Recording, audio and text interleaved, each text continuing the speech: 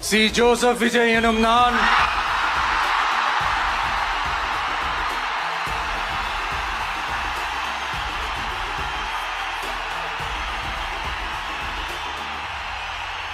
சட்டப்படி அமைக்கப்பெற்ற இந்திய அரசியல் அமைப்பின்பால் உண்மையான நம்பிக்கையும் மாறா பற்றும் கொண்டிருப்பேன் என்றும் இந்திய நாட்டின் ஒப்பில்லாத முழு முதல் ஆட்சியையும் உரிமையையும் நிலை நிறுத்துவேன் என்றும் தமிழ்நாட்டு அரசின் முதலமைச்சராக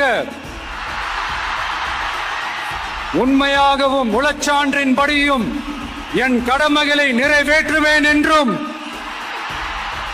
அரசியல் அமைப்பிற்கும் சட்டத்திற்கும் இணங்க அச்சமும் ஒருதலை சார்பும் இன்றி விருப்பு வெறுப்பை விலக்கி பலதரப்பட்ட மக்கள் அனைவருக்கும் நேர்மையானதை செய்வேன் என்றும் ஆண்டவன் மீது ஆணையிட்டு உறுதிமொழிகிறேன்.